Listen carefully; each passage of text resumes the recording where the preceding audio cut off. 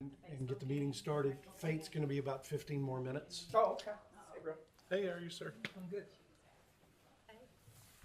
You know what I mean? Like not, Mike's right. we need somebody who can. Well, that's not bad, is it? Was that bad for me to do that? I don't know. We ready? Yes. Okay. Okay, I'm gonna call this meeting of the Tarrant County Emergency Services District Number 1 to order at 5:33 PM. We are gonna go into executive session under 551.071. And so we are adjourned to executive session at 5:34 PM. Sir, good day, what boss?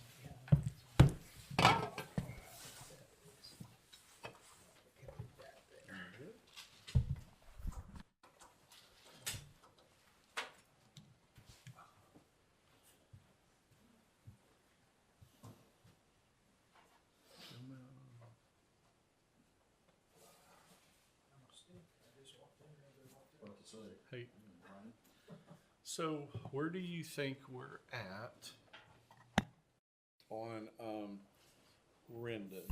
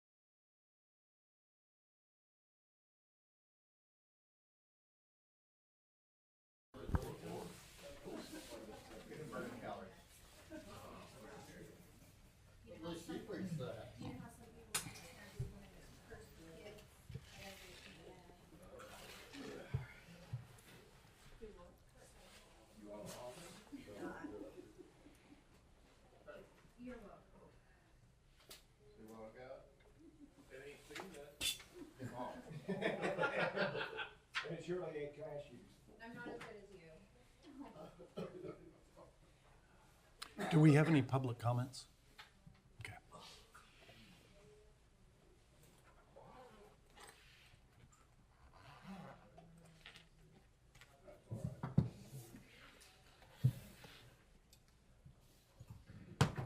He likes the public comments. I'm sure that I can have Chief Brown and Chief Lawrence and Chief Becker too.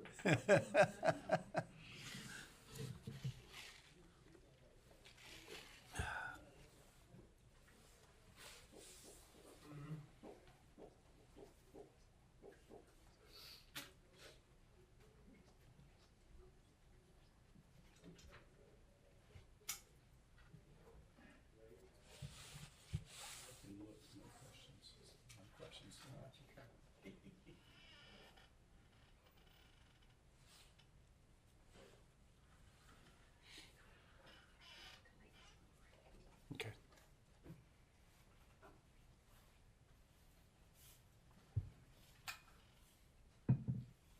Maybe I should too.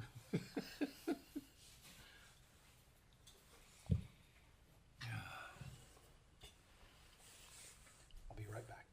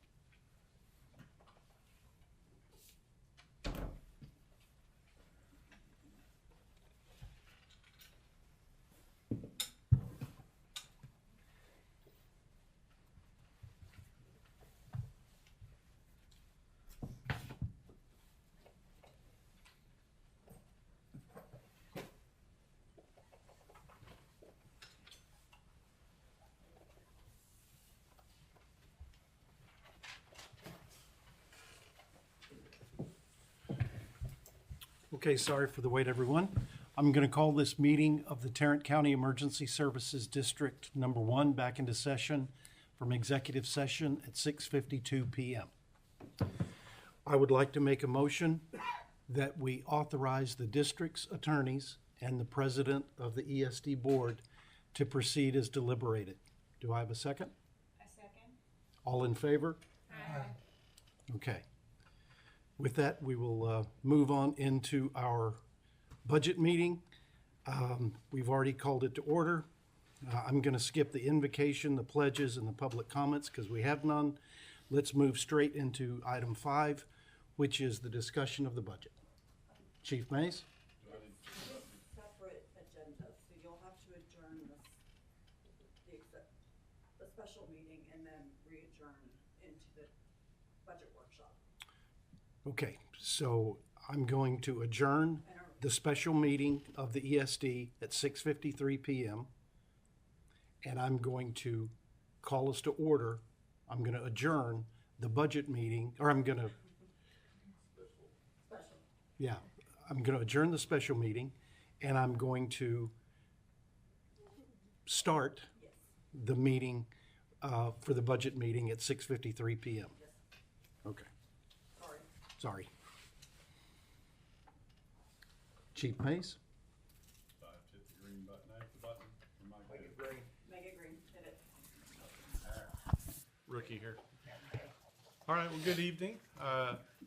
as you can see, they like to usually sit on the back row, but they've been invited to the front row so we can have a conversation since this is more budget workshop related. So let's flip through. So Chief Shelley, before he left, staff had came together. We created a whole new budgeting line item and what we're going to call each of these. So that was a challenge in itself. So it's going to look different, based on each line item, which is what it was in this current budget year. So we did have the time to work through twice, fine-tuning what we wanted to present to you tonight. So each of us had our own parts, as at that time what we were assigned to.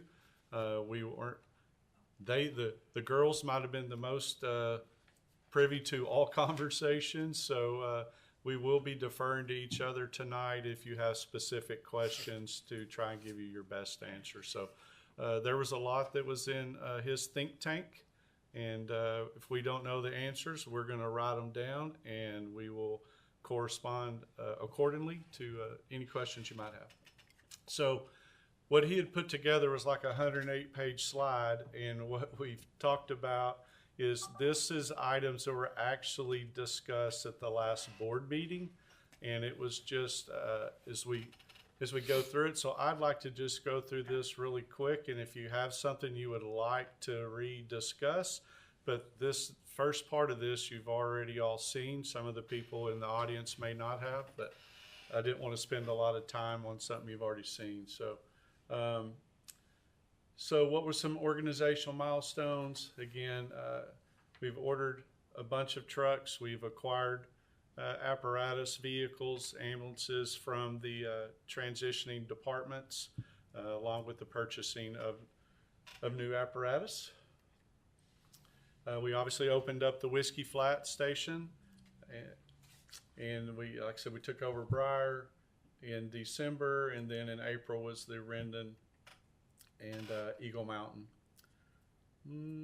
We've held some grand openings, so you'll see later on in the budget where we've got more grand openings that we'll need to address, and I'm just going to hit on it now. I mean, one of the things that we want to do, we think that the group that kind of came together last second to get our planning team together to figure out how to do the Whiskey Flats, I think it was successful, but there's always room for improvement. So I was talking with Commissioner Moore and staff, and so before we do our next grand opening, we want to really get together early and let's get it planned so that when we do the other ones, because we got 3 of them we need to do next year, and we just want to do a bang up job. So anyway, jump on through here, just talking about fleet. All the municipal contracts were executed and approved. So,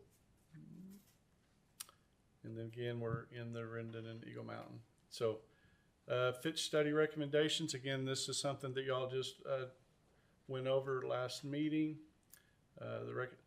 So the recommendation was staffing the Whiskey Flat. So we are in that temporary building. We do have the land purchased, but the money, I believe, that was purchased that was kind of earmarked to build the new station. We didn't anticipate the Rendon needing to have a new one, so that money got shifted. So we're continuing that 3-year lease at the Whiskey Flats building. That again, we actually love its location and what it offers. And if we had a way to purchase that, James and I'd buy it tomorrow. But let's see. Staffed Eagle Mountain Station. So again, that took place in April. It has 4 firemen on an engine and 1 on a tender driver. And then Eagle Mountain has a total of 2 ambulances.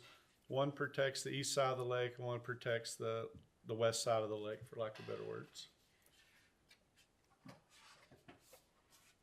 So again, talking about, the plan was to proceed with the Eagle Mountain North station. So again, we have not purchased the land, is my understanding, but design process is in the works as we continue to work through that process. We do own Eagle Mountain. We do own the land now. Okay, all right. Last document I saw had zeros, but it was probably old. So perfect. All right. good to go.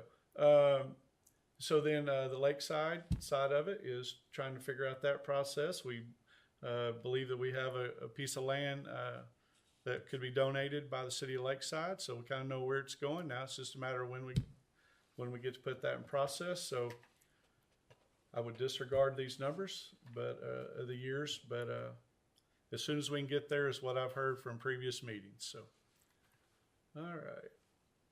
So again, I just talked about our staffing. Again, we have 30 people on duty each day out of the 4 stations, and we can have 4 people off before it causes us overtime. Today we just had an all officers meeting. Things are going well. We haven't had to pay a lot of overtime. That's good news, but we do have 2 people that are now out on an injury. And so, we'll see how that creeps up, but we're in a good spot financially to cover any of those things. The water tenders again, one of the things that we've talked about is the only thing we could do in the past was really having the cities have the water. And so it was a struggle between them jumping on which truck do I bring and all that. So one of the things we've just looked at when it makes the most sense, but trying to get the water trucks out of the cities and put them at the county stations, let us be responsible, then they can bring what apparatus works for them. If they're having to not jump over as much, that means it's a quicker response time, and that's what we're all after. So ambulances, James, anything you want to say about ambulances? We're good to go. All right. We got them. So we have 10 of them, and 6 of them, I believe James said, is what's licensed with the state to go in service. So we have 4 that are in service, 2 in Rendon and either side of Eagle Mountain Lake. Then we have 2 ready reserves if one goes down that we're ready to jump in. And the other ones are in that reserve status, but they're not as stocked up as what we would call a ready reserve. So what it allows us to do with those third ambulances, one for the north and one for the south, if there's a special event that comes on, we're able to staff up a third ambulance with the licensing to the state to manage an event or whatever that may be. Okay. Cool.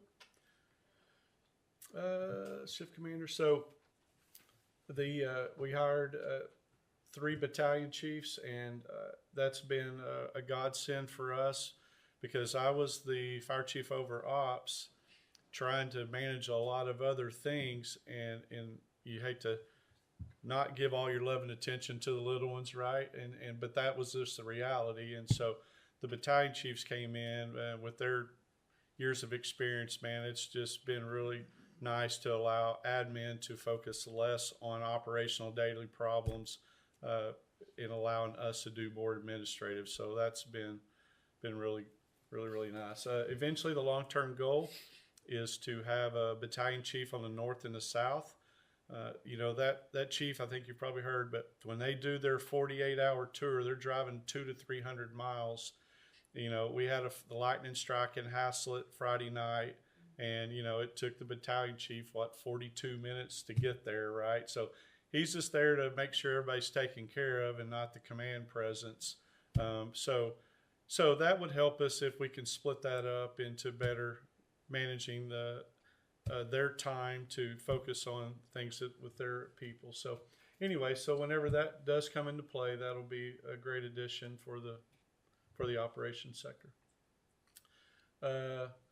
Thank you for this gentleman used to work at Azle. We appreciate you sharing him with us. So it was a great hire. He has the green for Azle just for y'all. But so a little mid-year review. It was just trying to catch up on all the things that have been going on. So again, all the stations are open. James is still continuing to have to work on remodels and fixing plumbing and air conditioning, all of those buildings that we acquired. Let's just say they were substandard at best. And so there was some financial money. I know that number we talked about used to be big when y'all first started, and then we came along, and just like the kids, we took all your money. But it's going to a good cause, and it's just trying to make sure we got a roof overhead that doesn't leak. So great things have been going on with Chief Brown and the remodel process. And, you know, Chief Blue again, trying to get all the spreadsheet software, trying to get just computers up and running and reports where we can give you the analytics. We hear the message loud and clear, but we are not there to give you the best report analysis that you're asking for from response times, but we are working diligently on that. So, all right, capital projects, strategies, initiatives. So that was something that was kind of going on is the fleet purchase. So again, this slide here, we've already secured financing through Gov Capital for I believe around 2.8 million. And so that's equating for 5 years. So that's equating to about $653,000 a year is a loan payment, I believe that number. And so again, engine 370 has been purchased. It's scheduled to be completed in August of this year, and it'll take till Christmas before it gets upfitted and ready to go in service. That'll go to Briar, and that will give us a better reserve engine or tender in the system that we need. The light and air unit that you know about, that's coming. They're waiting on their SCBA compressor. We've heard July, so we'll just wait and see. The logistics van, Chad and Brian have been running the wheels off of that van, so it was proven to be a great purchase. Chief, could I ask one question? Yes, sir. Light and air. We were talking about the RFID reader on that SCBA compressor. Is that going to have that? So it did not, but Brian with Metro said that it is an inexpensive addition. So we're going to get with Captain Maroney to figure out, not just with this one, is this something we could do with all of our systems so that at the station, so because that is part of what we have to report to the Fire Commission is every time we fill things. So it is a great idea. It wasn't on there, but it can be added. So thank you. Yes, sir. All right. So again, then the battalion chief wagon, we hope to have that, you know, by middle of the summer. We hope to have it in complete. Let's see. I'm gonna move on. All right. So here's what we're really here for today. Again, my intent is the way that Chief Shelley had set this up was it's just going by the line items. So I don't want to bore you, so I don't want to think that I'm talking fast trying to cover something up. But if you care about how many pens and pencils I buy, then stop me and we'll figure it out. Okay, so just hang on. Here we go. All right. So well, the priorities obviously to maintain our service level areas. We've had some additional areas that we've taken over for some of our contracted people. And we'll see how that factors into our budget with the way that we pay them back. So trying to figure out, again, the long-term plan is trying to figure out funding for capital, apparatus, which we've started, and then, you know, managing the contracts that we have with Pelican Bay and Johnson County. All right, operating budget revenue, right? This is the easy side. So I don't know all the math formulas, was here before me, right? But it was calculated based off of the appropriate method that Russell had talked about using the certified roll to do it. And so again, as the numbers slowly come out, what's at the end of July before we're really going to get that true number. But this is the projection is 7.9 million is what our ad valorem revenue would be. And let's see here, let me back that up real quick. So we'll also, so that includes from the Lakeside ESD, we'll start collecting that. I believe it's October 1 is the way that worked. And I believe it's going to be, they're estimating around 300,000 is what that would bring us ad valorem. The sales tax, and I'm gonna pause and let Donnie talk, but I asked Jennifer. Jennifer said, no, ask Donnie. He looks at it every day. I think he gets coffee and looks at sales tax. So Russell did, I know we had this conversation. I think we're closer to the 16 million number is really the number, but obviously trying to protect ourselves in case we have a downturn. So what is being presented to you is that we're gonna just say we're gonna earn 15.5 million in capital or in sales tax, and we're going under what we really think it'll be to protect us. So there's flexibility there, but I'm with where Russell was, and let's be cautious. But I would allow you to tell us No. what you think. I Good. think it is conservative. That doesn't mean that you're doing it wrong. Okay. I think it is gonna exceed 15.5 million, but, let's be conservative. And I think what we've roughly heard is that that number is slowly starting to level off. It had been at a good pace. I'm not for sure what the pace, what dictates that. I know like Amazon's our biggest one and a bunch of concrete people. So we know construction's still happening and my wife is still buying, so we're good to go. So, okay, just as long as we understood, those are our two big money drivers coming in.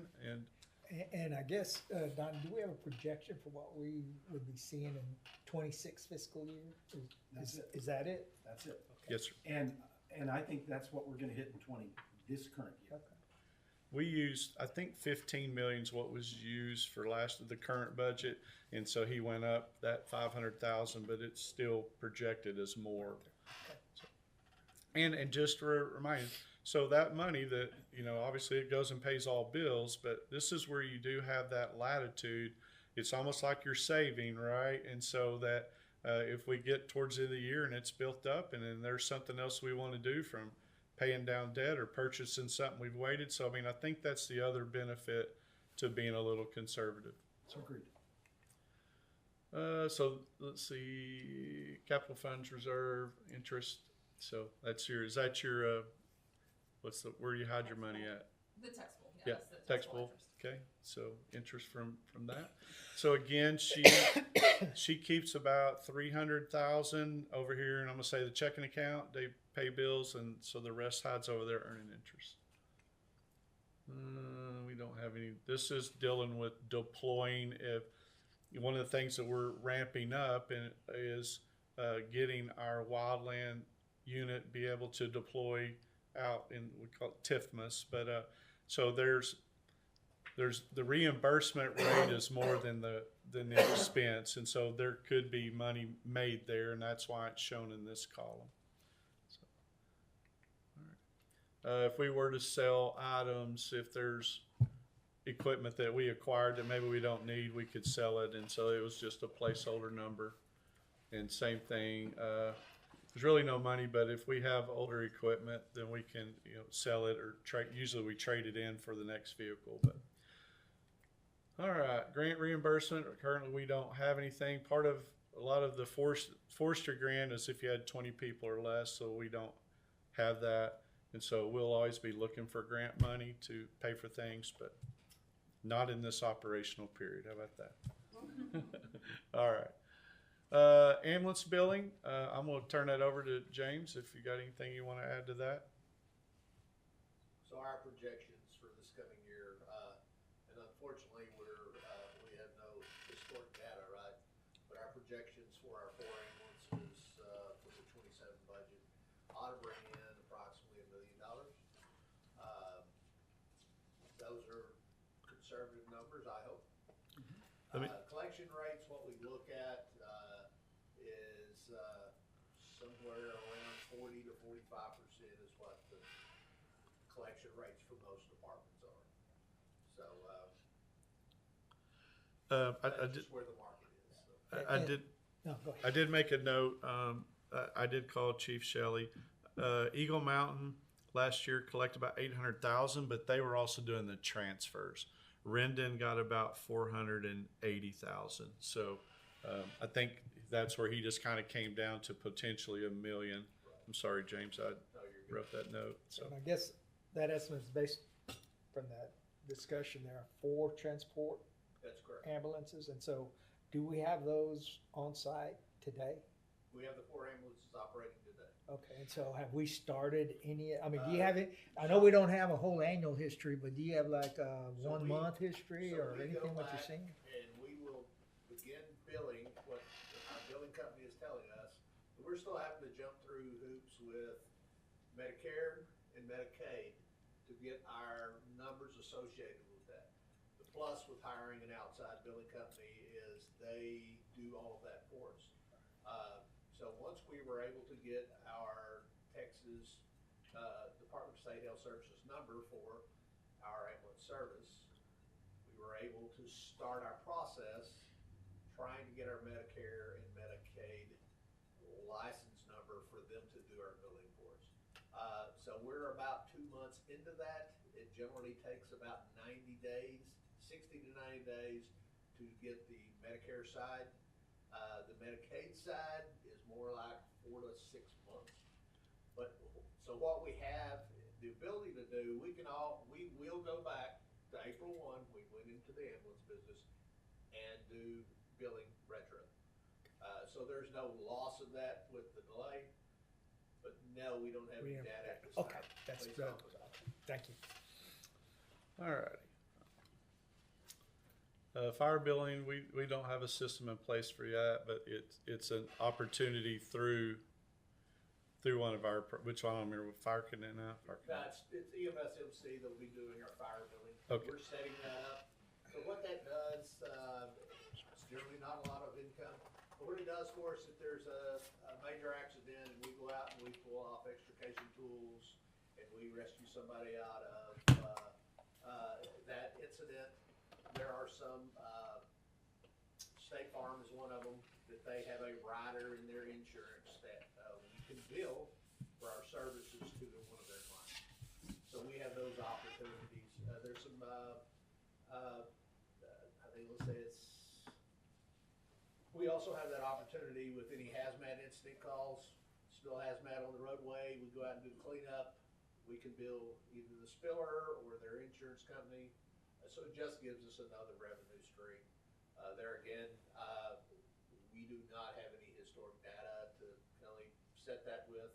We'll have some income there by the time the end of the year is. I'm just not comfortable in guessing what that means. Yeah, and I think these are small numbers. These are They helping buy small ticket things, right? These aren't big revenue generators, but $1 is $1. Yeah, we did it in my previous city, and we collected somewhere around $12,000 to $15,000 a year. So if we could multiply that times 4 stations, then we're still talking about not a ton of money. All right, service contracts. So again, we contract with the City of Pelican Bay for fire services, ASL contracts for the ambulance. And then Johnson County ESD, we cover that couple of areas down there. So that's where that comes from. We don't have any miscellaneous incomes or revenue streams at this point. Willing to take donations. Ed, if you got any money you want to donate, right ahead. Ron, if you got any money you want to donate to it, we appreciate it. Okay. All right. All right. So it's kind of getting down into the salaries and benefits. Obviously, I don't know the percent, but it's the biggest percent of what we do, right? So the big number is $8.6 million for all employees. So we're at 97 employees, I believe, is the number. So That's actually could be- all 100. is it 100 now? That is all 100, and that's just base salary, that's just your annual pay, doesn't include benefits or anything like that. So here's FLSA, so that's Fair Labor Standard Act. Again, this is, y'all are used to a 40-hour work week, and anything over 40 hours is overtime. Ours is a whole crazier schedule, and that's just what that costs. Just go with that. All righty. Again, this is another best guess of 40 years of experience of what we think 100 people is going to cost in overtime. So, this one we'll just have to monitor, and in overtime we'll have a better guess at what that's going to be. But anyway, so there's a lot of things we're going to be doing that staff meeting. We're just talking today at the budget or at the all officers meeting. It's like, okay, we have a fireboat in Eagle Mountain. What's it take? Who can operate it? Oh man, we only got like 3, and you got to have this training from TRWD. And we're like, okay, well, we got it going. Hey, well, they want us 4th of July. We usually hang out on the lake. And so, there's a lot of other activities. There's a lot of rodeos going down to Rendon, and they're wanting us to do it. Well, we've got a fee for you to do it now. So anyway, there's a chance for people to make overtime, but on those situations, some of it would be recouped. So, all right. I think it's important to note on the breakdown of overtime with Tyler, the way it's being set up, next year when we're preparing the budget, we'll be able to have more specific numbers. It'll be categorized to what went where. So, all righty. Incentive degree play, that's just been in place for your different certifications that one carries. Allowances, again, cell phones, auto allowances, that just adds up. The auto allowance is going down because we kind of have all department vehicles now, so that'll be adjusted through time. Again, just Medicare contribution, unemployment tax. So then TCDRS, which is our retirement, so that's another pretty big number. I don't know how to describe this one, just being honest, but it looks like we made money, so I'm just good. If I had to explain it the other way, I'd have done more homework. But so the interest there, some of that too, that when we first did this, there was just a couple of old people working here and our rates were higher. Now we got a bunch of young ones and it's pulled some stuff down, and just interest out in the market has changed. So there's a bunch of little hidden numbers that's made us money. Go with that. We good? Okay. All right. All right, let's see, workers' compensation, so. The medical benefits, and Alicia, is there any comment you would want to say about this? These numbers are at what we're currently paying for our benefits. Started paying, Correct. okay. Our benefit broker, 1921, will start vetting different plans for us mid to late June. Open enrollment for benefits, we'll bring that back to the board for approval August probably. You'll get a similar presentation as you did last year, showing the benefits that we'll be offering, and then open enrollment will be in September. Our broker fully expects these numbers to go down. I mean, because if you'll remember, I think we had Breyer, but there was only 5 employees officially employed. So they fully expect, and our claims are down. So I hope to see a reduction. Good. All right. Thank you. Liability insurances is the different ones that we have.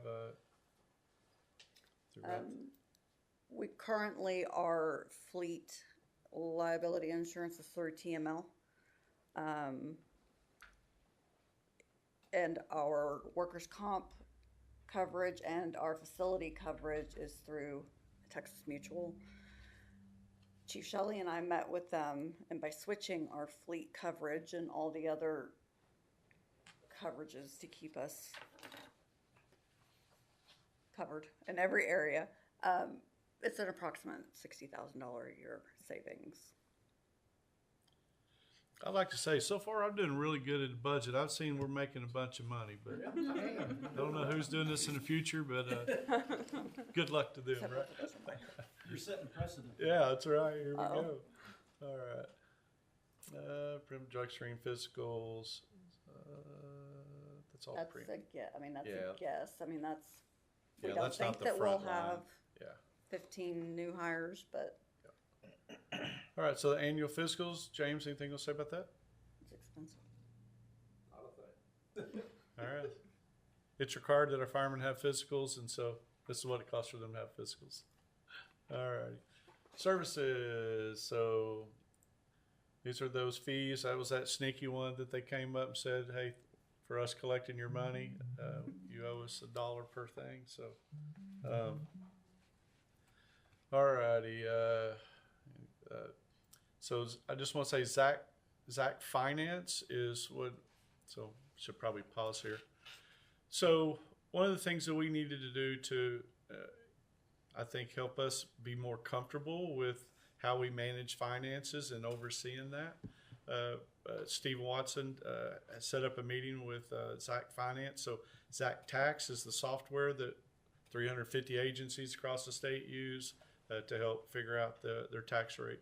And so Zach Finance is a group off of that are made up of finance directors and city managers. And so we'll be purchasing. We got the quote for $7,500. That's what let them start. As soon as we sign the check, we're going to give them this budget worksheet that we have, and they'll start running taxes and numbers. And so a lot of the analytics that you're going to want to make your decisions, again, there's no decisions to be made tonight, but what we're going to hope for is that they're in the short amount of time are going to give us a lot of data, that the projections, because they're dealing strictly with the raw data from TAD, you know, and this is their expertise. And so I'm super excited, but not as excited as Jennifer is. So there's a lot of things that they're going to also be able to do besides just strategize, as they can oversee some of our process and payments. And it's just a second set of eyes. It's the same person that is cutting the PO is also writing the check, right? We've got somebody looking over it. It's going to help in the audit by having their company. That's a much quicker process. And so you're going to get a full report from them at the June 11th board meeting. And that is a night that you would be approving a contract with them.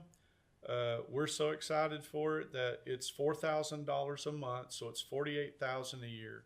And what I agree, and I know Hazel, I think, is going through the same thing, but finance directors, they're not out there anymore, and we're struggling to find those. And if you do, you're paying the $150,000 to $200,000 to get it. And I just think with the level we have here of managing accounts payable, receivable, for lack of better words, and having that oversight that's a phone call away, and they're gonna prepare the whole budget workbook. So there's a lot that I'm excited for y'all to hear about this company that's going to give you comfort.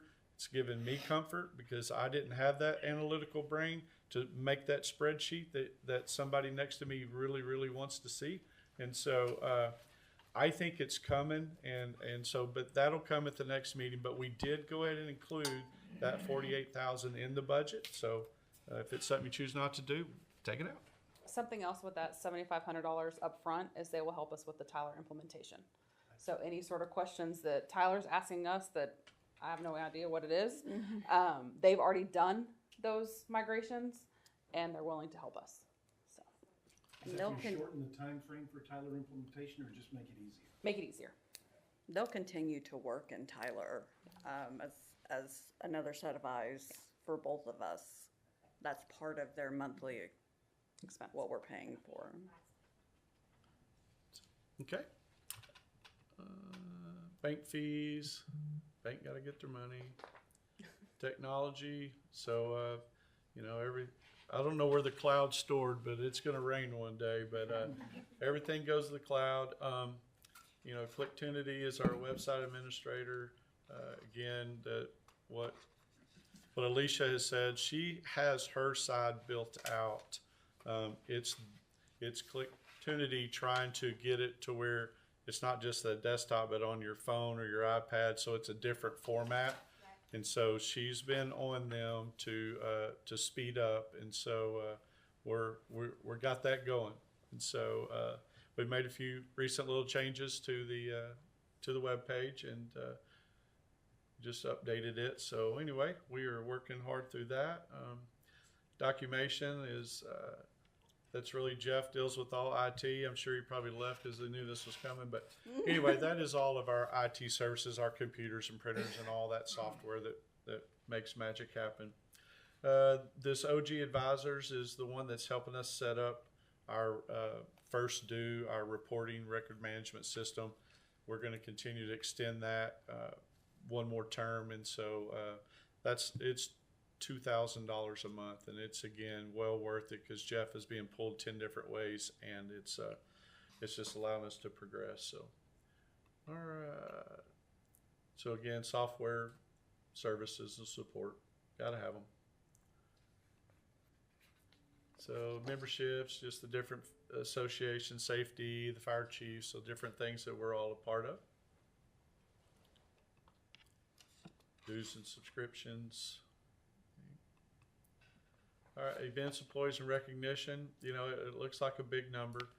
We aspire to have a department-wide banquet. We don't know logistically what that looks like, but with 100 people, that's a few dollars. You know, time you do, even if you just did $10 a plate, right?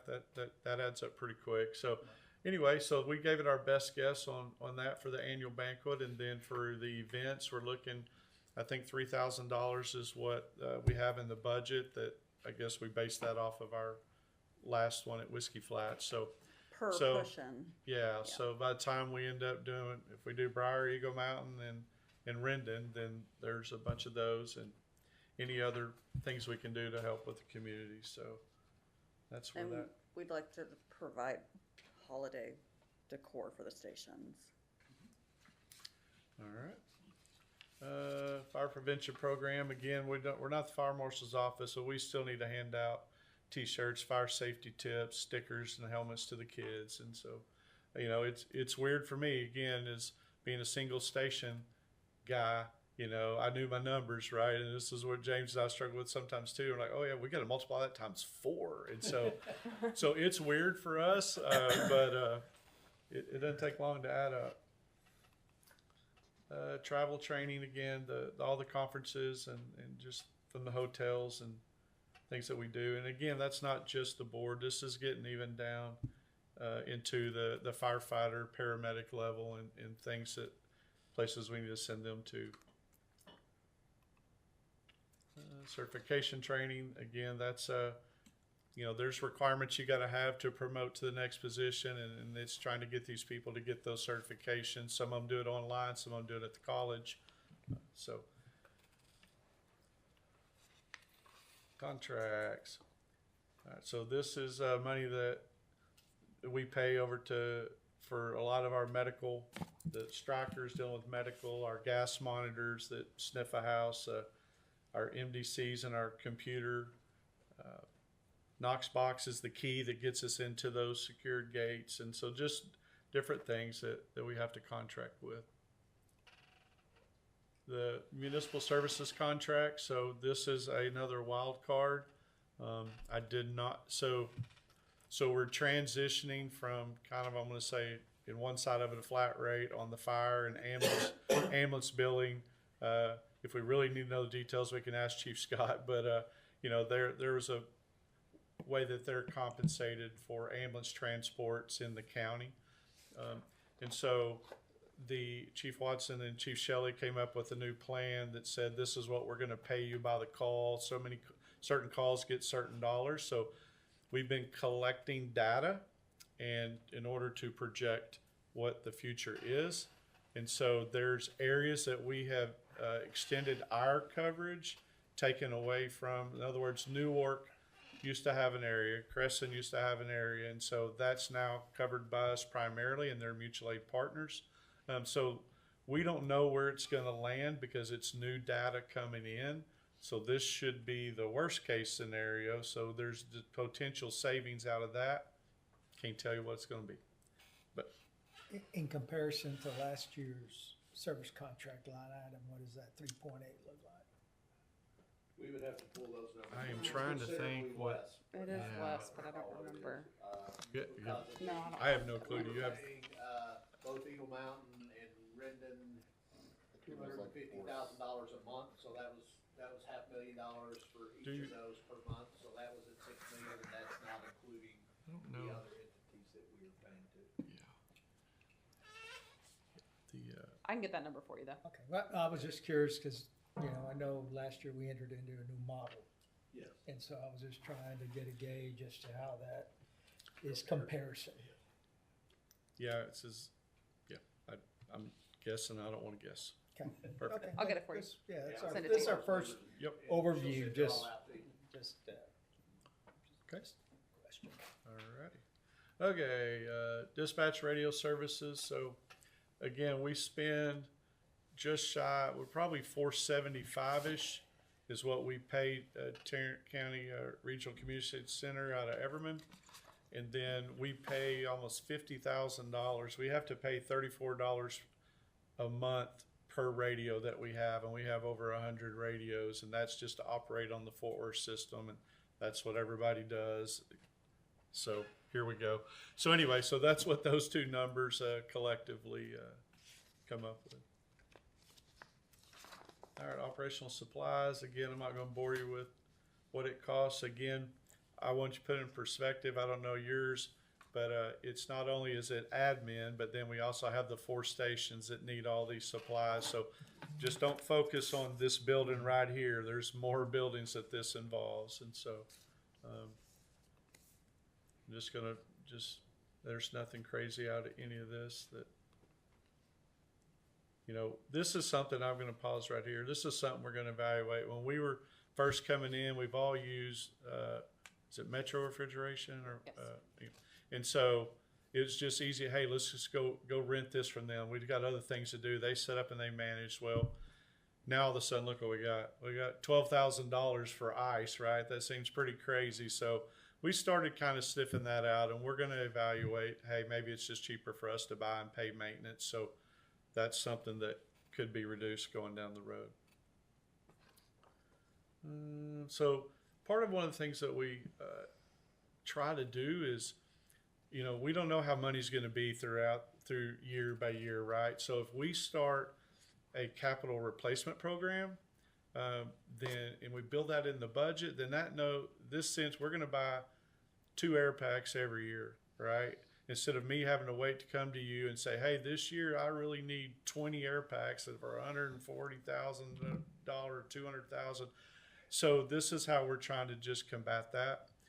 Because of the size of who we are, when we purchase fire trucks, which is almost every year is the way this is really going to work, it's going to come with equipment. So as they're over here going, you're going to need more than 2 air packs a year, but we're going to be coming with 4 or 5 on fire trucks for us to get to what we need. So we've kind of done the math. I don't know, Brian, is there anything you would want to say?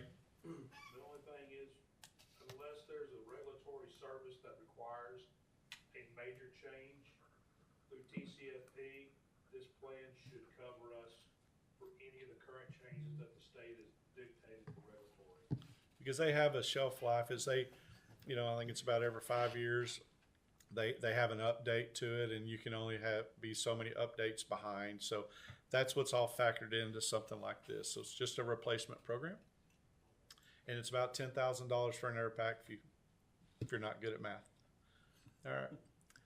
Same thing for hose, and so we'll be trying to have hose come in it, but it gets torn up. We were at a fire the other day, and the fire truck, 2 fire trucks are connected on one. We had another Darrell incident. Saginaw chose to drive off while connected. So luckily it was an older hose, and I think it rot and tore really quick, so it kind of saved us.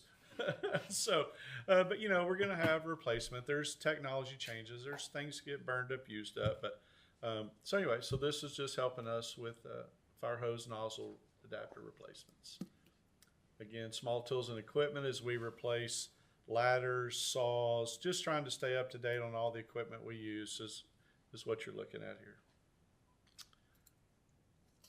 Fort Worth we went defensive, and 45s may have left a ladder in the inside, so Haslett's got a burned up ladder. So sometimes you don't expect it. And on a ladder, it may only cost us $200 or $300 for the ladder, or it's going to cost us $400 or $500 to ship it. Yep. So it's just crazy, but there's just incidentals that we go through. Again, training props. One of the things, it really just kind of breaks down to $5,000 a station. It doesn't take very long when you go buy some lumber for them to practice cutting a hole in the roof, but you got to do it times 3 shifts, right? So this is just how some of those numbers really grow that you may say, wow.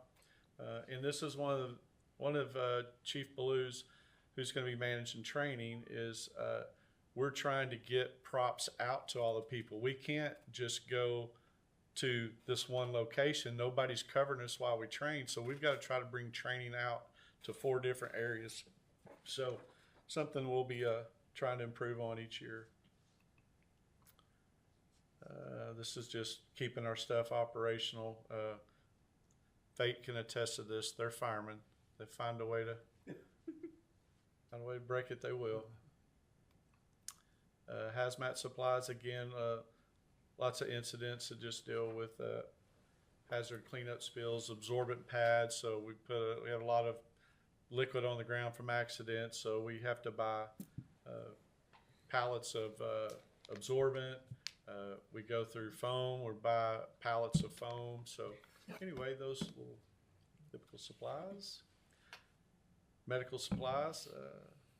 Good news is on that, we get reimbursed for a lot of it, but it is the money that we go out and have to spend on things that expire. So that's something we have to keep up with. Anything else you say on that? Okay. Equipment testing. So these are things we'll hire services to come out and help us get all the hose testing, ladder testing, pump testing. These are all required for our ISO rating to make sure our hose is working and tested each year. So this is a good way to do it. Miscellaneous supplies. Uniforms. Again, so it's just replacing our daily duty uniforms for admin. We get over here into operations, and I don't remember, I didn't, without looking at it. I think, did we come up with a price per person, or did we, which way did we? $1,100 to dress somebody. Okay. So as we do those and replace t-shirts and uniforms, so that's just where that goes, and any new hires. And then we'll be working on an initiative to get the Class A, the dress uniform. So trying to get that down through our officers this year. That's cool. So working through that. Bunker gear and helmets, same thing. Just, man, it's almost $5,000 person to outfit the gear. Again, this has a shelf life of 10 years. They don't make 10 years, so we try to replace it about every 5. So time you take almost 100 people and you replace it. So again, this is just set up for long term. We don't have to come ask you for money to replace our gear. Facilities. So the rent. So I know it's a pretty good chunk of money for what we pay at Whiskey Flats. I think it's what, 20 grand a month. And then help me on the Lake Worth annual rent. Is it? 24. It's just $2,000 a month, I think. Okay.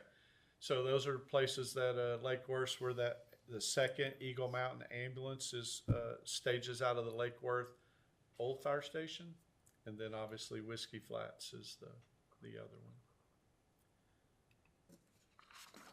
Utilities make things work. Facility maintenance, that's just never ending, right? And so, absolutely. And James just thought he was a fireman. He's really a fireman. He's really a general contractor. But we're blessed to have his knowledge and ability, and he haggles with them pretty good. So him and Brian both, we're getting the best bang for our buck, sir. I'm gonna tell you that much. All right, they're on it. So, all righty. Janitorial service, got to have toilet paper. We buy the good stuff around here. No John Wayne. All right. All right, grounds maintenance, here we go. They do have lawnmowers. They do some of their stuff, but things break. Eagle Mountain's already found that one out. Office equipment, just. All right, fleet. Let me get my bearings on this one. This is maintenance. Oh, my bad. All right, things break. We're still dealing with a lot of older equipment.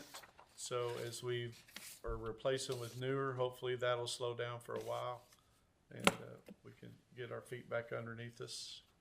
But we have a lot of vehicles. Brian, how many total vehicles if we include the ones that are in the other jurisdictions? We have a fleet of total 51 vehicles and 1 fireboat, 1 side-by-side. So when you just remind, when you pull up here and there's a few cars, you go to a fire station, there's only a few of them. But by the time you add all of our stations and all of our cities that have other equipment that we're responsible for it, that number jumps up pretty quick. It's a lot of fuel. We need the price to go down. Mm-hmm. Are we on par with that? We looked the other day when we sat down with you and James, and it seemed like we were at that 47% or, okay, it slowly came back to me. So we're okay in this year's budget with the way prices are, but we'll see how it goes. Tires, it's a crazy number, but we go through tires, you know, and you know, once one goes bad, you got to get rid of both of them, and then here we go. So we want our firemen safe, and so we're going to make sure that our tires are good. That's the one thing we can control. Batteries, same thing, but this number is not just vehicle batteries. Where the fire service is going to, the small motors that take fuel, and that's always having a problem. They've turned battery operated. I'm not telling you it's cheaper. It's just they always start. So when you're on top of the roof and you got a rookie trying to start a saw and bad visibility, it's just great when you push a button and it works. So anyway, so those batteries are expensive, but that's the world we now live in. You know, one of the things that we did going forward and trying to figure some of this out too is the jaws of life, right, are battery operated now. And so we reached out to some of our mutual aid partners trying to figure out who had what. So if we're on scene, a battery's not going to last forever, that we could try and be able to share batteries and stuff. So anyway, alrighty, typical there. All right, y'all done? I'm ready to go home. All right. Any questions on any of that before we jump into this one? Okay. All right. Y'all been given a lot of numbers, a lot of information. I'm going to give you my one best shot here, and then we're going to work from that. So Chief Brown and I have met. We met with Ed from GovCap is here. We're not trying to get into crazy numbers tonight. We want to keep this simple, but if we have them, we do have him here to answer some questions. And so as James and I had to become involved in this process and the decision making, here we go, right? So initially you were you're looking at 17, or we say the 17 million is the one you need to deal with. So forget the 30, forget that 25. We want to go with the 17 million. If you did it for 10 years, it would have cost you 2.1. That would be what your annual debt rate would be for 10 years. Chief Shelley had built into the budget 2.5 million. And as you saved your money, if you choose pay as you go, then 2.5 million was built into this budget. Okay. So we say, after having some conversations, they're like, if you've got big debt, you should stretch that money out instead of trying to quickly try to get rid of it.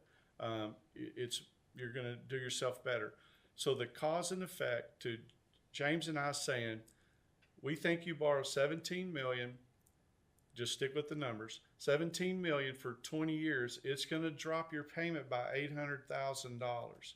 So if we do 20 years, then it's only 1.3. Okay. So we just now took $800,000 and we can put that into operating, to hiring people to put in it or more equipment or whatever. So that's what 10 years of extending it out got us more money to use in the budget. Okay. So, and I'm going to say it's fairly typical for this kind of a debt that you want to finance it for 20. 20 is more common than 10. That is, And you base it off of life expectancy. A vehicle, we're doing it 5 years, right? Life expectancy of a vehicle, a fire truck, maybe 20 years, 10-year frontline, 10-year in reserve. How long will a building last? Well, it'll last a lot longer than 10 years, you know. So typical house financing, 30 years to finance a home.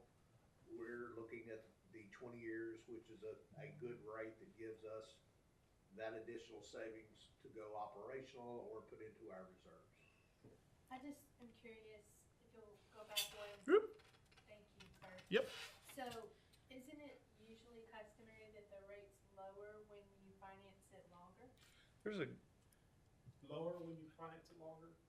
No, typically it kind of looks like the yield curve on, so shorter term rates are a little bit lower.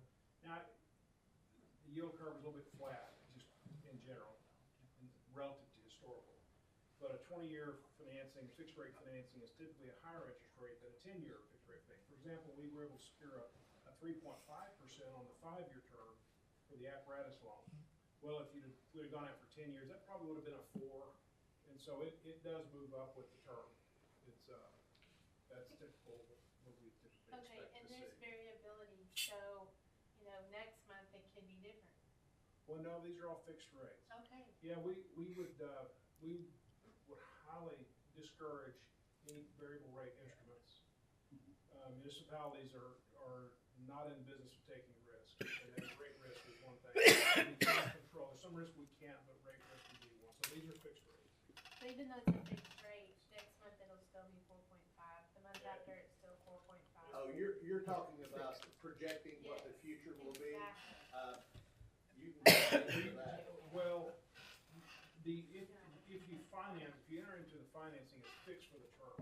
Right, But right. in terms of, for budgeting purposes, yeah, right now there's a lot of This volatility. is what you're seeing though, is Right 4.5 now. for Yes, 20. yeah.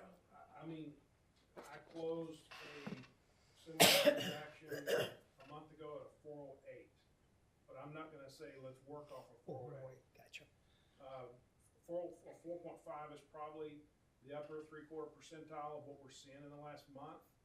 But rates have moved up in the last 2 weeks quite a bit. Okay. Bonds sold off, there's a lot of things going on. Hopefully, you know, things will calm down. But right now it's kind of volatile, but these are still, I'm comfortable saying that you could budget around that and that would be real close to what, if we went to market where we'd be. And the 17 million included, Yeah, all right, let's see your, so, well, that was just talking about page ago. I think we got that one down. All right, so the 17 million would be to build the Eagle Mountain North, Lakeside, Rendon Phase 2, upgrading all that power, and then Eagle Mountain South. So if we can get this deal done, then we don't need to be looking at buildings for quite a while. I got to be honest, right? As we assess it, unless some crazy boom happens, then that should help fund it. But if we can get through this hurdle, I think we've met the Fitch study's top needs and what James and I believe that our top needs are as well. The other ones are just as life grows, these now. What we need is now. It's present. What we know is Eagle Mountain has got huge growth that's happening right there in that area. And then Lakeside has just got gaps in service, and we need to close that gap. And so we know about the other two. And so I just think if I just talk financing real quick, I mean, again, Russell had 2.5 in the budget. And if we drop all the way down to 1.3, then we haven't jumped there yet, but other than you've already read it, is everything that we just presented you with the financing for 10 years and all that, by cutting it down to 20 years, we just saved $1.1 million. And so I told you 800,000 was the difference between a 10 and a 20, but Russell budgeted 2.5 and it was only going to be 2.1, so we roughly gained another 300 there. So what you hear me say is I just gave y'all a budget because we're really done with budget. We're here at Capital. And so let me put my numbers on. So the total revenue budgeted is 24,995, and the budget that we're proposing is only 23,757. And so we have added, so we're at almost $2.3 million that we're in the black. And so the thing would add another 1 point.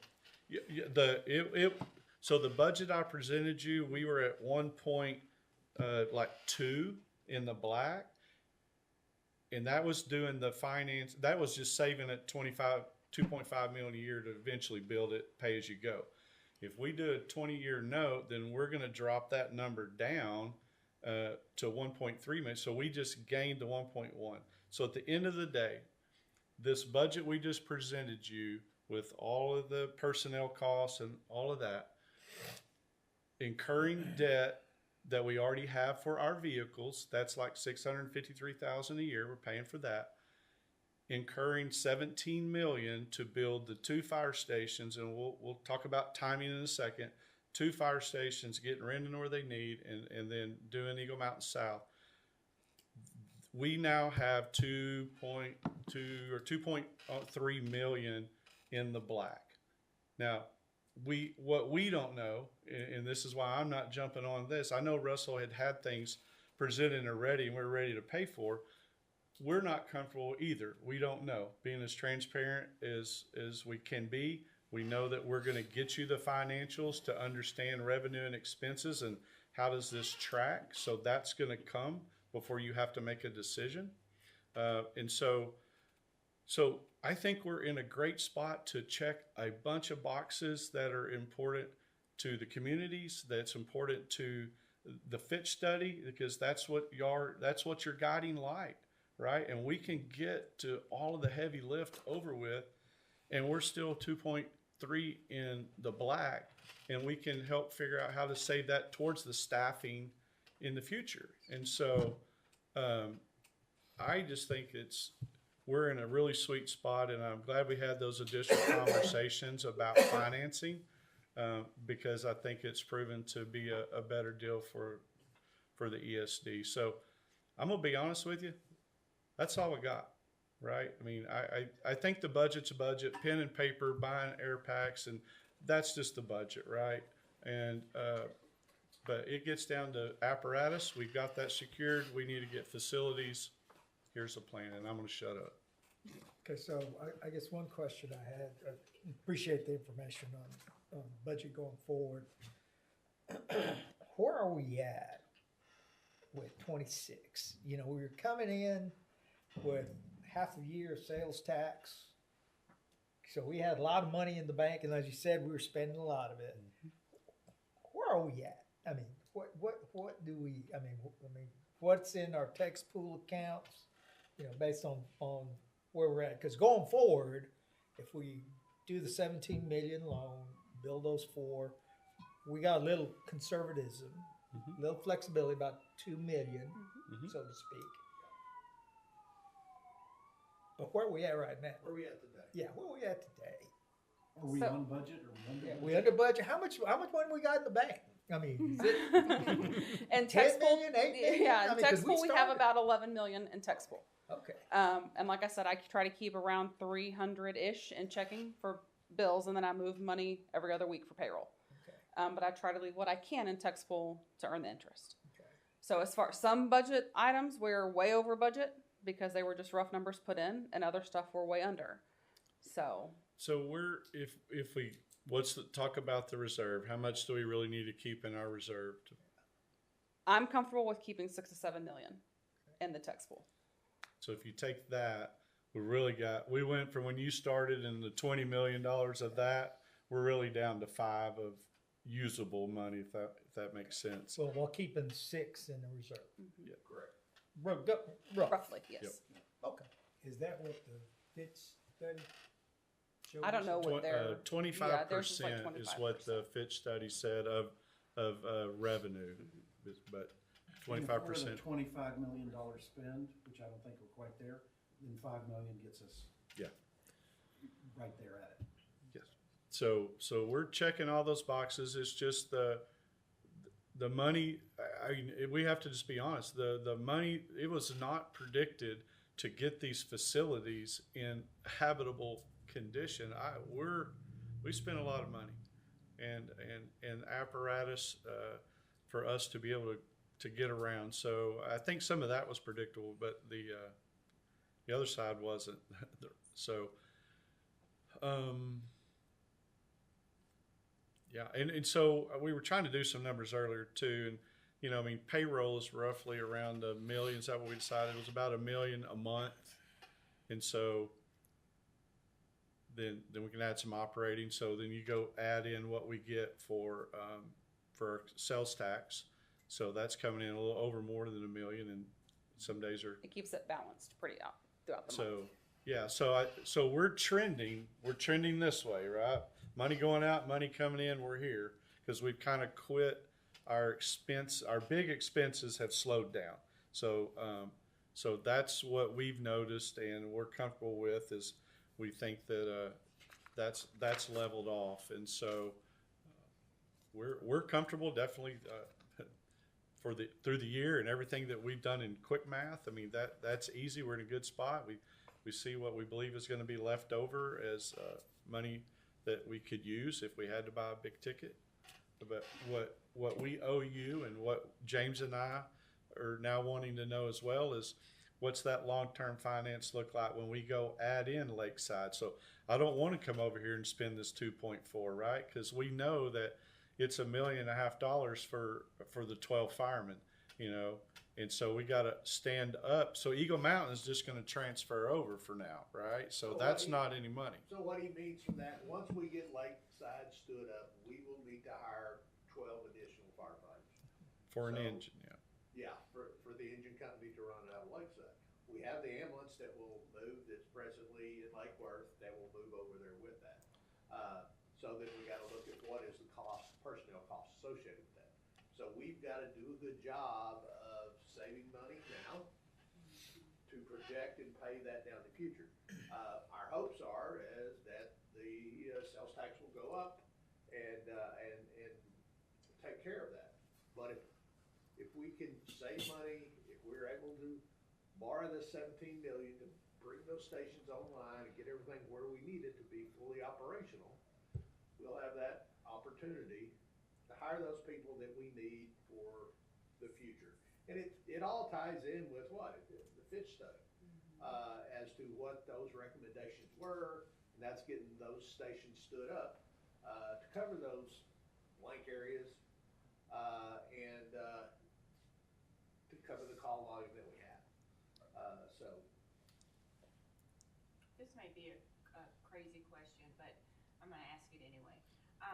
The Rendon Phase 2, okay, but I wanna ask about, I remember, hearing something about the, system at Rendon that we needed to upgrade the electrical system. yes, ma'am. I may not be using the correct phrase.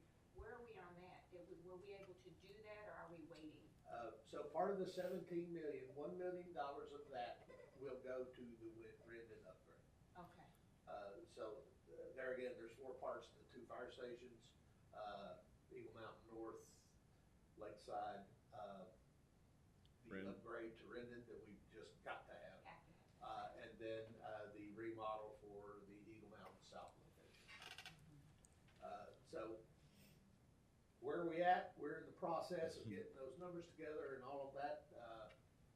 We're meeting with Encore on Monday to help us go forward and get what those dollar amounts look like for us to get that 3-phase electricity into that building. But we're driving forward with that. We do not quite have solid numbers on that now, but we are projecting based off of recommendations from our general contractor that we've been using, that $1 million will take care of that for us. And so what you're saying is, we're looking good now. Yes, ma'am. We're looking good financially, but what you are suggesting is that the $17 million loan is the way to go. Yes, ma'am. And what is the projected breakdown per station for the 17 million?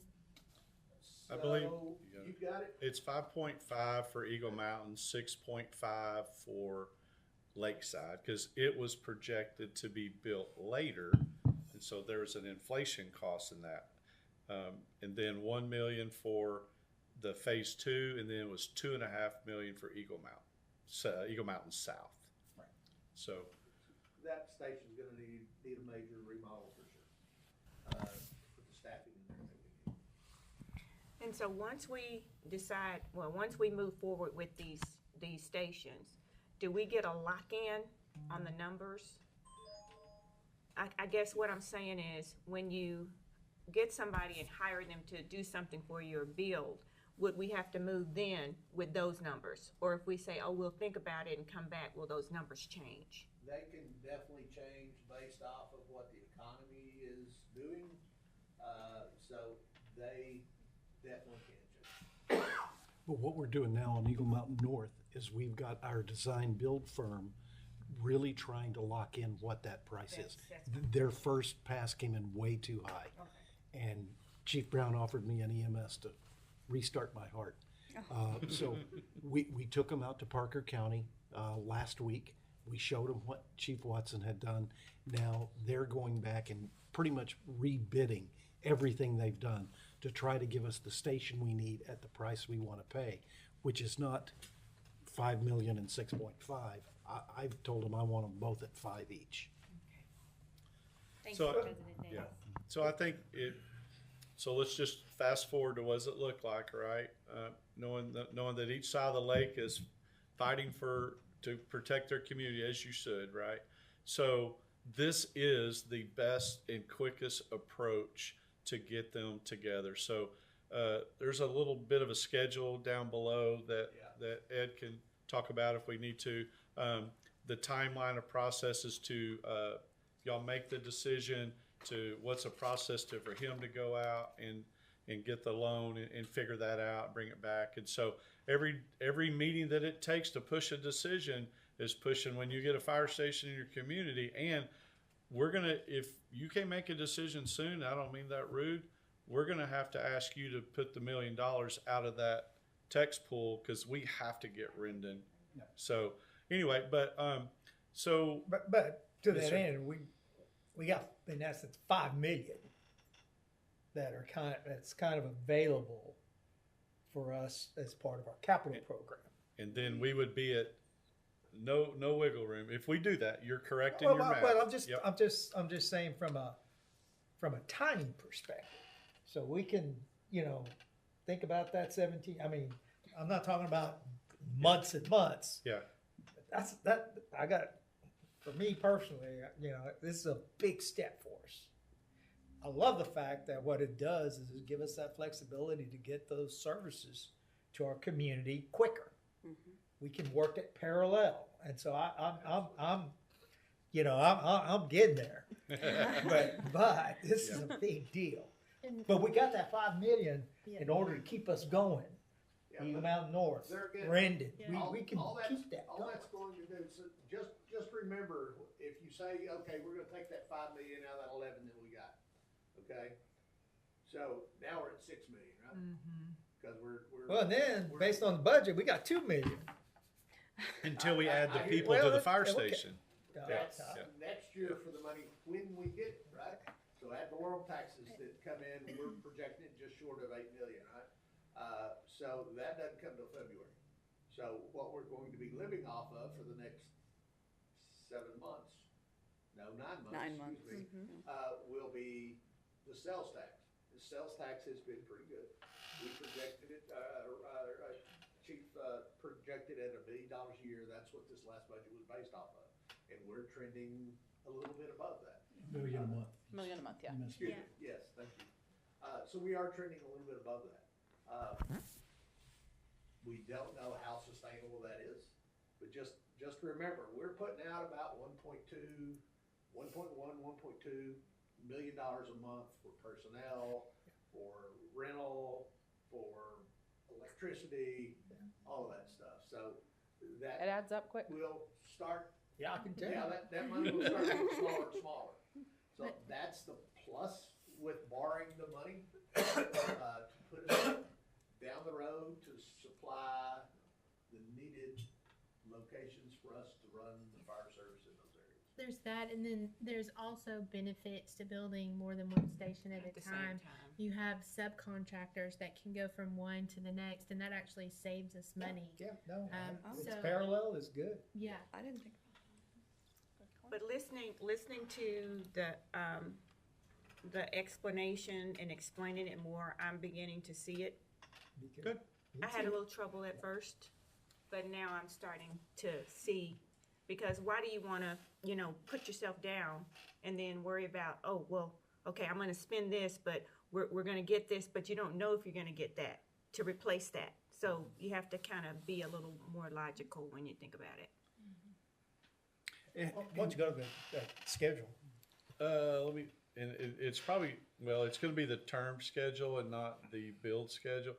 Let me look, so one of the things we'll need to do, this is just thrown in there, and so, is we want to try to get this on the next board meeting. Is that reimbursement resolution? You just did one for the vehicle. So the sooner we get on that, then we get a 60-day look back, and we're already have incurred $100-some thousand in design fees. So we need to grab that to put in that funding, and so we can kind of replace that, add to You that guys 11 understand million. that? Okay. So this is just kind of a one-time done cover for facilities. The other one was for fleet. And so we need to put that on the agenda. Ed, did I cover the majority of that? Yeah, it's not the authorizing resolution or an obligation to finance. It just says that we may finance, and if we do, we may reimburse ourselves for certain capital expenditures on these projects. So again, it's not the final decision to approve financing or a loan agreement or anything, but we can't reimburse ourselves without that in place. So it's best practices to do it. You know, you may get a $17 million grant between now and August and decide you don't need to finance yourself. So you don't have to. Where's That'd that be going nice. at? Right. We've been looking. So I'm gonna let Ed say this. So this is if we kind of were to start the process, and then this look like what we want to do, right? Then this is what Ed's going to talk you through regarding the timeline of securing the money and all that. Yeah, so a couple of things with regard to the timing. One, when we look at, we want to match up the use of funds, or when are the projects going to start? When are the big dollars going to start going out? So that's always a consideration. We want to sync that up. So what we would recommend is that we break a $17 million transaction up into two. None of this will slow down any of the projects. One reason is because we'd have a reimbursement resolution. So if you did need to spend some of that $4 or $5 million, you have to dip into that to start a project or pay some design fees, et cetera. You're going to get that reimbursed within a matter of weeks, say 2 or 3 months max. We'd say probably take this down in 2 tranches, $7 million this calendar year and another 10 next calendar year. So to explain that, and it relates to the timeline, the IRS has a category for municipal borrowers that's called bank qualification or non-bank qualification. And it basically is designed to allow small issuers or small town, city, school districts that don't issue much debt to have better access or more affordable access to the capital market. So if you're, on any given calendar year, if you issue less than $10 million, you're considered a small issuer. You get the banks that bid on your debt get preferential treatment for their cost of funds, which they pass on. Sometimes it's a lot, sometimes it's a few basis points. But if we are close, we typically try to stay bank qualified for the calendar year, and it resets every January. So for example, this year, we've issued 2.8 that would count towards that 10. We don't need all 17 million in August, right, or September. So if we close 7 this year and finish out the 10 million, and then with that shot clock starts over in January, and then if we know, for example, we've got in a given year that you're going to go over 10 million, and you know you're going to be what's called non-bank qualified, then it's easy to do it from a planning purposes if we do that heading to the calendar year knowing that. When we did the apparatus financing earlier this year, the IRS, the test is a reasonable anticipation of issuing more than 10 million, and at that time it wasn't clear that there would be, it's a given that the ESD is going to issue more than $10 million of tax and debt. So we did the tax, the 3.5% roll, and part of that was because it was bank qualified. So it was beneficial. So we don't want to give that back. We don't want to retroactively convert that to non-bank qualified. That'll cost us some basis points if we did that. But, so again, back to the timing, our thought would be, and this is what I had suggested even a couple of months ago in some conversations, that if you did 17, you don't do it all at once. You're not going to need all 17 at once. There is some interest you're going to earn on while it's sitting in the construction account waiting to be used, but it's not 100% the cost of the money. It's close to it, but it's not 100%. So we can push and cut some of that cost down by breaking it up, maintain our BQ status for this year, and if we end up being MDQ next year, it's not it's not a big deal if we know it and we plan it accordingly. It's just harder if you've already issued a BQ loan, and then later in the year, you convert that to MBQ because you went over your 10 million. That's a little more complex. So back on the timeline, if we started, if we got a go forward now, then what we'll do is we're gonna go out to the banks. We're gonna put together an RFP, we're gonna structure it, and there's features that we need to probably get some guidance and confirmation. For example, on a 20-year fixed rate financing in the municipal markets, typically there's an 8-year non-call period. Some call it a blackout period, where basically you can't pay it off for 8 years. That's just kind of a rule of thumb. I think we need more flexibility because you may have excess revenue, you may have fund balance reserves that you hit your fund balance reserve targets, and then you say, hey, we feel good about our operational budget visibility going forward. We're fully staffed. We've stood up all of our stations. We don't see any more surprises coming. So now we're more comfortable letting some of these fund balances come down a little bit, and let's apply that towards some debt. So those are the kind of call features that we can negotiate with the banks and say, hey, after, say, 3 or 4 years, we want to be able to make additional principal payments on the payment dates. Or we want to be able to fully pay it off in 6 or 7 years and not wait till 8 or 9 years. So those are things that, that take a little time to put together. We'd want feedback on that from your command staff, your leadership, and the board. But we'll go take that out to the market. We need to give the banks 3 to 4 weeks to review that, to respond. And on that front, if there are any, we know who the active participants are in the market on any given week. But if there's a particular local bank or an affiliation of the ESD, a depository, et cetera, that you think would be important for them to be included in the process, this is a great way to do it because it's a transparent, arm's length transaction with the board. Could be somebody that you're friends with, you go to church with, you play golf with, or whatever. But this is a way for them to participate, and there's no appearance of impropriety or insider, information. That's really good for the board, and it's good for just transparency. But that we can include them in that process, and if they happen to be the most competitive, have better terms, we always prefer to keep it local if we can. We did recently with the First Financial. They had the best package. It's a bank based in Abilene, Texas. All right, get back on track. But timeline. That's just what is involved in that. Thank you, Chief. You're welcome. But we're talking, if we started now, closing probably middle to end of the third quarter. So September. So that's the funding timeline. We're still working on design and all of that. They're charging us money and we're gonna get it back, right? So it's not slowing down construction.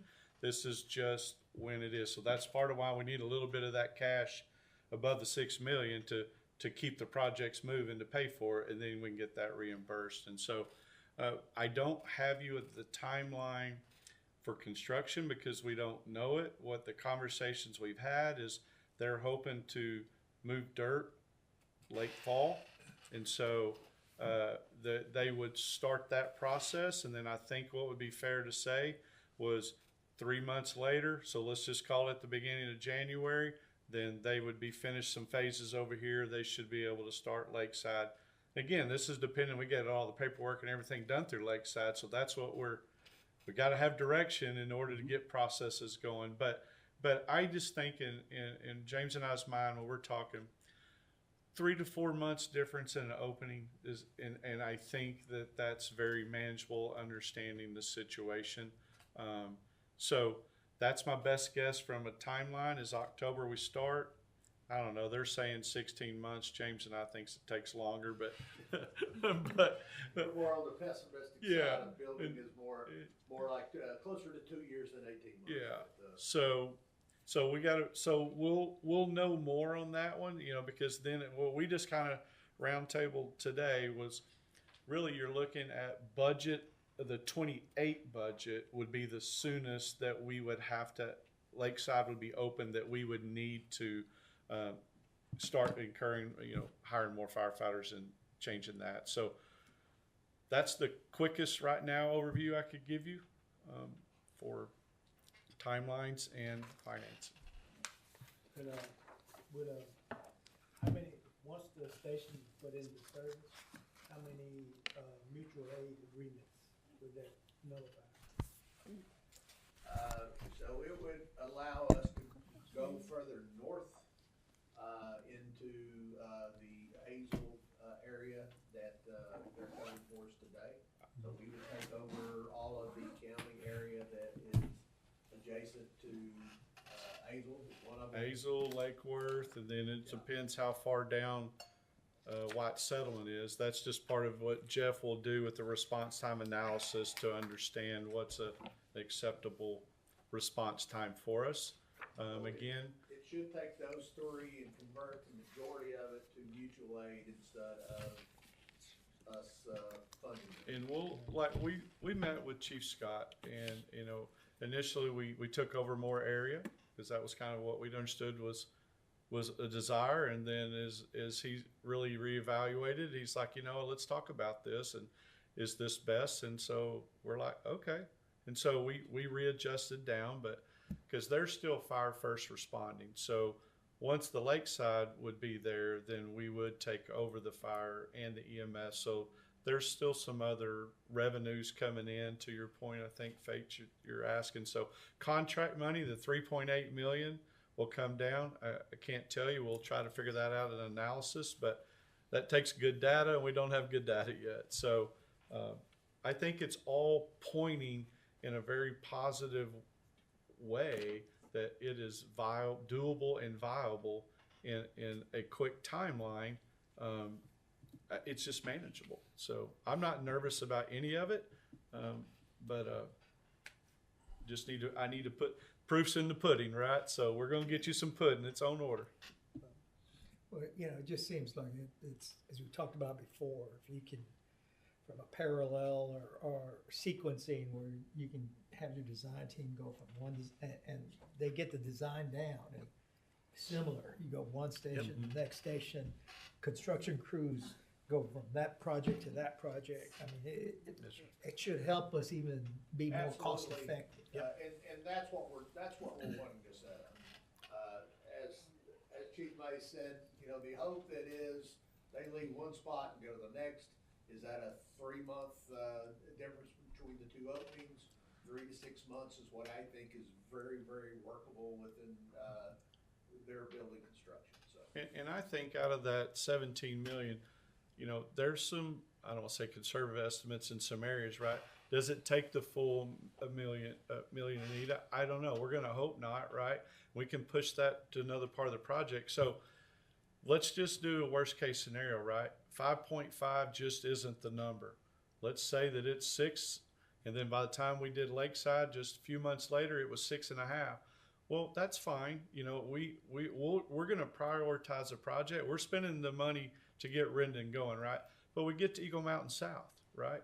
And let's just say that, man, we've only got $1.5 million. That's all we got left. Well, we'll either work real hard to build it for $1.5 million, or we'll just come back to Ed and the board and say, hey, we need $1 more million, and we'll just put it in there. So we can spend that 17 million ever how it takes to accomplish the goals. And I'm just telling you, it's getting power at Rendon because it's already there, and it's building those 2 stations. And I hate to say the 3rd station, that's number 4 on the list of what should be y'all's priorities. And we can get there. We really can. And we'll once we start working with Zach Financial, and even Ed, they also offer some of those predictive services too. But we'll figure it out. We know what the ideal full station complement looks like, and if we gotta hold off on maybe hiring a certain position and figure out how to reuse our something, that's all within our purview, right? And so we'll do it operationally. So yeah, so we'll work within a budget. We'll try not to overwhelm you with a lot of options, because that's the one thing I know, right? Let's just give you what we think, and then you ask questions. And as you talk about interest rates, talk about inflation, if you can get the design down and you can get construction folks, I mean, maybe you start sequencing them faster, and it saves you even more money. I agree with you, but So. Especially if we hire project managers, I mean, cause you guys can't be there. And we do And have so that. you That is have those built in. project, I mean, that's a responsibility. And, we- you know, maybe, we- maybe we it's have not it. one project to the next. Yeah. Maybe it's both at the same time. You get the same standardized design. And we're required by state, that, I did not know about, that we have to have that person there overseeing the project for us. So, And he's already attending our meetings. Right. Yep. So, It's you know, already the it's other, already in our budget. Approved and signed and Right. all the things. yeah, and if we can build the stations closer together, that $1 million we inflated the Lakeside price, hopefully should come down. Or if we come back with, here's the station, but here's some add alternates, what do y'all want to do? And then maybe there's wiggle room. So I think the number is solid for y'all to accomplish your goals and not break the bank. Right. Okay, that is all that, let me just click. Yeah, go ahead, the last slide. I just wanted to make sure that what we understood about government capital is that they're an advisory to us. They are not the one that's getting the loan, loaning us the money. They're going and working for us to find the best. So just out of clarity for that. Okay, so we've rounded that number to 1.4. It was like 1.38 was an estimate. So we just rounded up a little bit on what that finance would be for the 20 years. We talked about the capital fleet. That's ongoing, and that's current payment $653. There's nothing in that. So in the end, here's what you need to see. What we're telling you for 27 is there's your projected revenue. That's your projected proposed budget that includes the 17 million for 20 years. That's what that number is. That leaves you 2.337 in the positive. So is Okay, there, thank you, Chief. Any questions, commissioners? Richard, you good? I'm good. Fate? So we're gonna come back to you on the 11th and, ask for you to give us direction on the borrowing of that $17 million. we will try to provide you as much data. I don't know what these processes are. I'll work with Donnie. Obviously, if there's just information, I shoot an email to everybody to try to calm it to speed the process up. I will. I know some of you are traveling. Yes, sir. And then the reimbursement resolution, I'd recommend it at your next meeting. Just Yeah. do it anyway. Yeah. And that's what we did for the vehicles. Yeah, Right, absolutely. it just allows you to recapture, in the event you do end up financing. Yeah, as you said, our design folks, we're already, what did you say, $100,000 in with them? So being able to recoup that out of that 17 would be outstanding. And so I wanna be clear on it. So on our meeting on the 11th, you're giving us more information. Are we, I'm going to try to get it to you via email. you're gonna give it to us email and then we can discuss it when we get to the meeting? We'll already have that information, right? Yeah, you'll have that information and we'll discuss it, what information you have, but we're gonna ask you, hey, are y'all ready to go forward? Okay, so- With the resolution, With the resolution reimbursement resolution. Just the reimbursement resolution. No. No. and the funding. And the funding. Okay, that's what, Yes, yeah. ma'am. Okay, It's that's the- where I'm getting to. So you want us to you're gonna send us the emails, we're gonna do the pre-reads. We get to the meeting on the 11th, you talk it through, but we're trying to find out if we're ready as a board to move on the funding, correct? Yes. And the only thing, just if we delay it, we're just delaying everything. So that's the cause and effect. Is there an urgency on mine and James' side? No, there's not, right? But we just, eventually, we got to call for a vote. Yep. It's like we can't keep kicking the can. That's correct. Yes, ma'am. Okay, any other questions?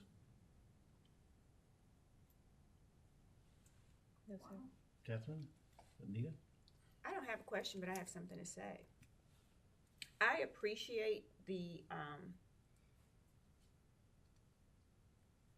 delivery. And what I mean by that is the breakdown, to where you can kind of understand, I mean, everybody's not proficient in everything, some things are your thing and some things are not your thing. And for those of us that may not be that, versed in the money or whatever, this amount of money, it helps to have that breakdown to kind of give you a different route to think about it and to do it logically. So I just want to say thank you for the breakdown and the delivery. Yeah. Appreciate Very that. nice job. I would agree. Appreciate it. For your first ESD board meeting, you guys did a fabulous job. Fantastic. Well, we got a good, strong team, and And to the thank- ladies as well, you guys did a great job too. Thank you. You need to be further forward though. Tables aren't even. Driving me nuts. Okay, at this point then, I will accept a motion to adjourn. So moved. Second. All in favor? Aye. We're adjourned at 8:29 PM. Thank you all. All right, thank you. Thank you for coming, Ed. So, Thank yeah, you. so as I get information, obviously, I'm gonna